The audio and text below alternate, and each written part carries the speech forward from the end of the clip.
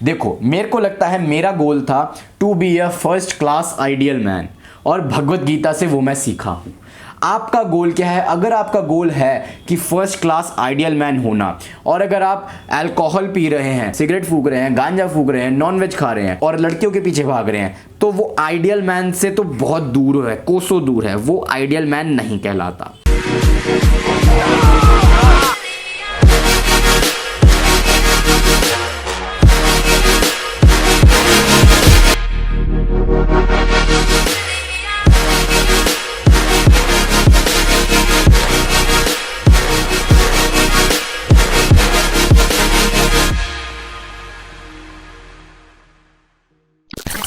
क्या हाल है दोस्तों, आपका स्वागत है चैनल काइजन पे। मैं हूं डॉक्टर क्षितिज गुगलानी।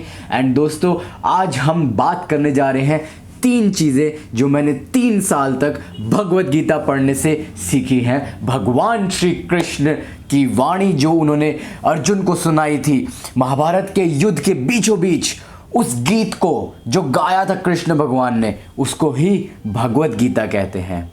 और दोस्तों, आज भी वो हमारे पास अवेलेबल है। आज ये वीडियो मैंने आपको ये दिखाने के लिए बनाई है कि दोस्तों, जब आप एक रिलीजियस टेक्स्ट जो 5000 साल पुराना है वो पढ़ेंगे और उसमें से जो नॉलेज आपको मिलेगी उसको कैसे आप अपनी लाइफ में इम्प्लाई कर सकते हैं और इम्प्रूव कर सकते हैं mentally, physically, emotionally and spiritually. Hare Krishna Krishna Krishna Hare Hare, Hare Ram Ram Ram Hare Hare. दोस्तों, ज़्यादा टाइम नहीं लूँगा, एक सेकंड आपका यूटिलाइज कराऊंगा। तो दोस्तों, वीडियो एंड तक देखिए, और अगर आप नए हैं तो सब्सक्राइब कीजिए अगर आपको वीडियो पसंद आती है तो, और किसी के साथ शेयर कीजिए, नीचे कमेंट भी कीजिए।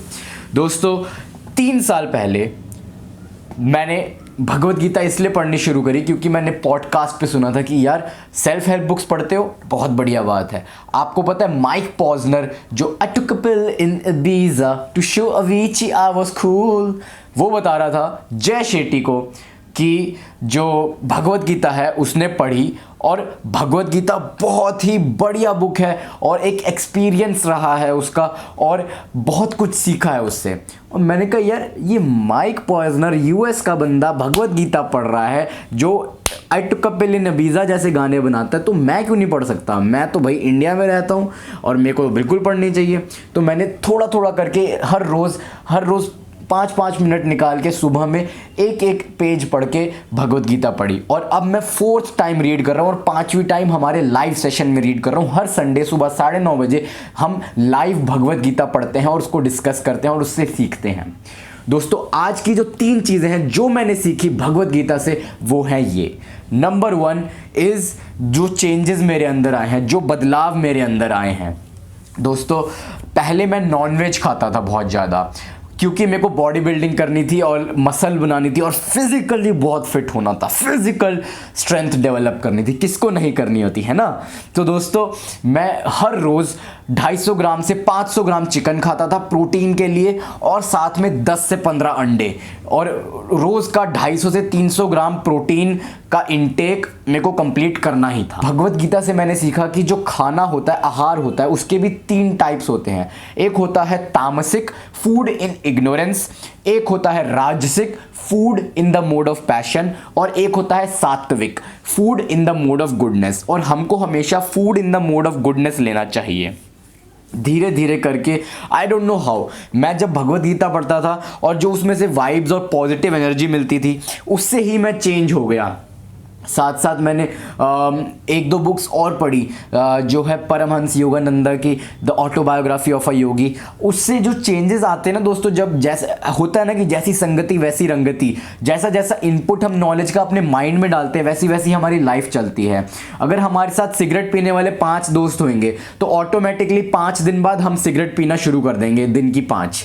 तो दोस्तों, इसीलिए मैंने क्या किया कि जो नॉलेज मैं ले रहा हूँ इवन बुक से, वो भी बहुत सिलेक्ट, जो अच्छी बुक्स है और मेरे को लगता है कि हर एंगल से मेरी लाइफ को और मेरे एक्सपीरियंस को एनहांस करेंगी, उसी को बस इनपुट कीजिए दोस्तों।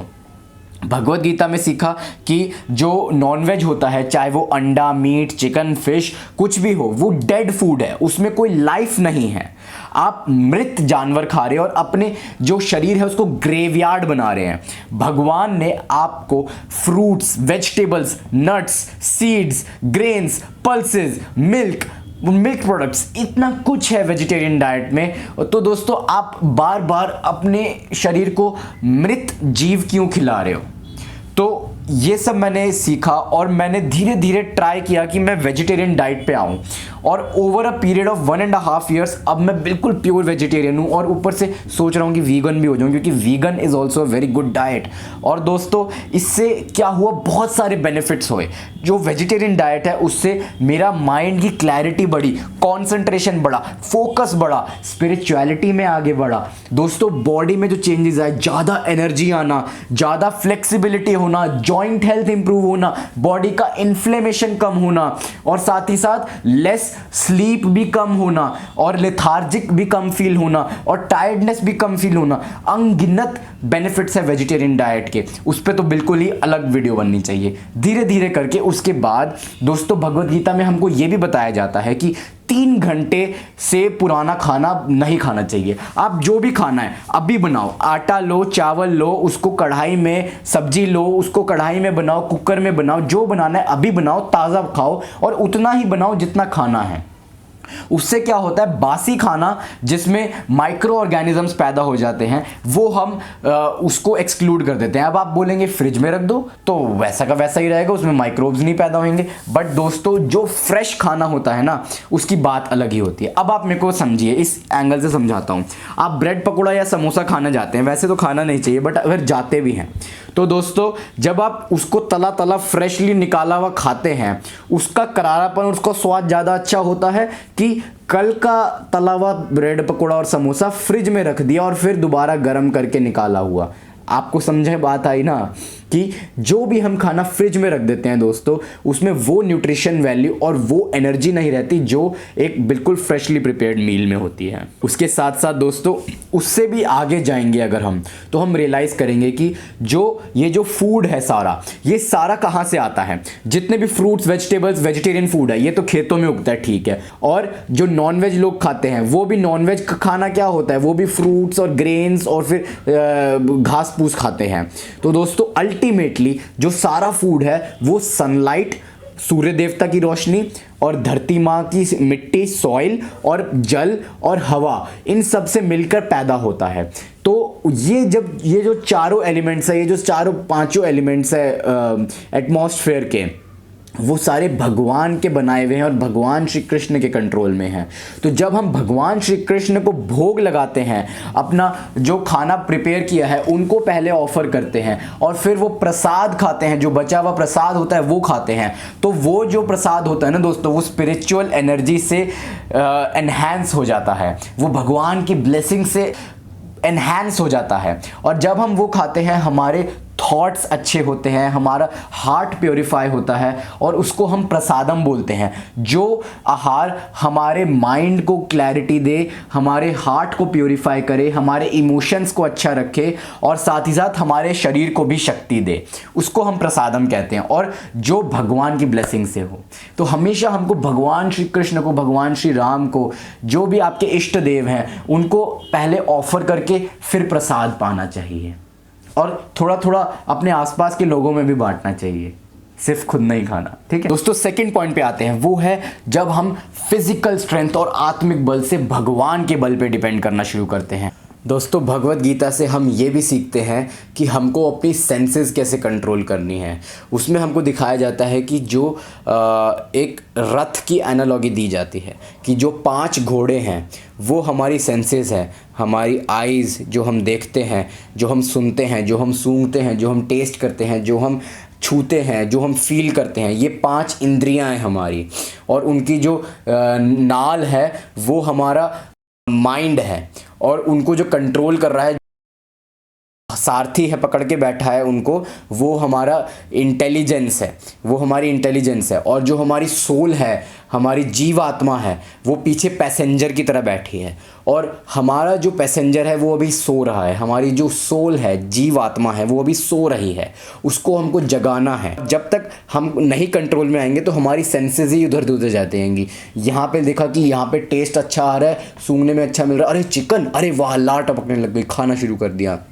अरे दारू पार्टी, अरे चलो चलो चलो चलो। अरे डांस पार्टी, अरे चलो चलो चलो। अरे बड़ी सुंदर लड़की, चलो चलो चलो। इधर उधर ही घूमते रहेंगे हम कभी फोकस नहीं कर पाएंगे। तो हमको अपने माइंड को, अपनी इंटेलिजेंस को भगवान श्री कृष्ण की भक्ति में लगाना है, जिससे हमारी जीवात्मा जागेगी। और जब हमारी सोल जागेगी तो हमारा पर्पस हमको मिलेगा। जो पर्पस हम जब हमको मिलेगा तो हम उसको फॉलो थ्रू करेंगे और सोसाइटी में कुछ ऐड कर सकेंगे वैल्यू। वो हमको सीखने को मिलता है।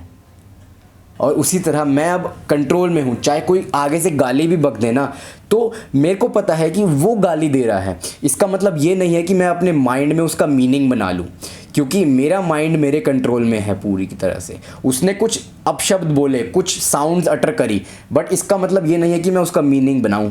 तो इस पावर को सीखने के लिए आपको भगवत गीता पढ़नी होगी कि आप जो देख रहे हो उसका मीनिंग बनाना ना बनाना वो आपके ऊपर है। आप जो सुन रहे हो, पर जो अंदर आप आंखें बंद करके देखो कि आपके आंखों के पीछे जो है वो बंदा कौन है जो प्रोसेस कर रहा है। वो आपका माइंड है, वो आपका ब्रेन है, आपकी इंटेलिजेंस है। अगर उसको आपने कंट्रोल में ले लिया, यानी कि उसको आपने कृष्ण भगवान की सेवा में लगा दिया, तो सब नेगेटिविटीज़ आपकी लाइफ से हट जाएंगी और एक बहुत ही बढ़िया डिसिप्लिन आएगा। और उसी के साथ साथ हमको कभी भी जब ड्यूटी कर रहे हैं, जब भी काम कर रहे हैं, तो कोई भी एक्सपेक्टेशन नहीं रखनी कभी भी। जैसे अगर मैं एक डॉक्टर हूं और पेशेंट देख रहा हूं, तो मैं ये नहीं देखूंगा ये अमीर पेशेंट है, ये ज़्यादा पैसे दे रहा है तो इसको अच्छे से ट्रीट करूं, ये गरीब पेशेंट है तो ये इसको बेकार तरीके से ट्रीट करूं।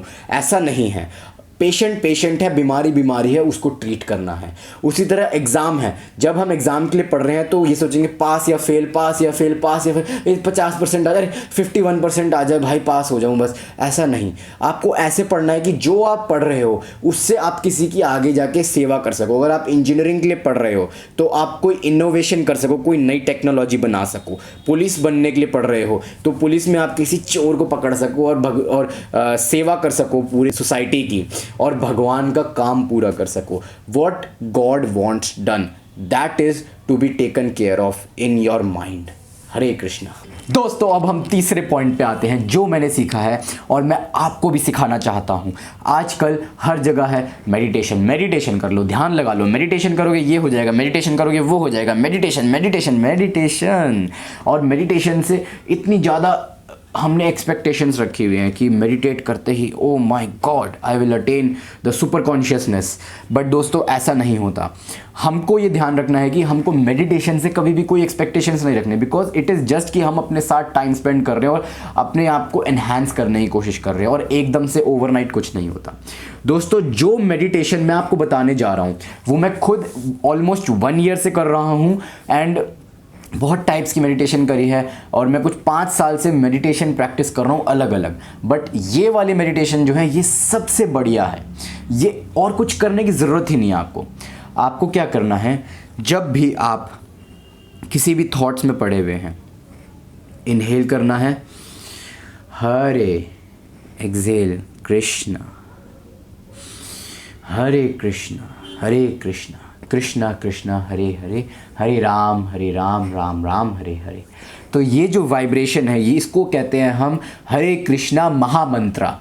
और ये जब कोई कितना भी पीड़ित, कितना भी एंजाइटी डिप्रेस्ड व्यक्ति इसका जाप करेगा, हरे कृष्णा कृष्णा कृष्णा हरे हरे, हरे राम राम राम हरे हरे, तो मैं गारंटी कह रहा हूँ कि उसको इंस्टेंटली पॉजिटिव फील होगा और इंस्टेंटली वो उसका माइंड शांत हो जाएगा। देखिए, आपका गोल क्या है वो पहले बता दीजिए।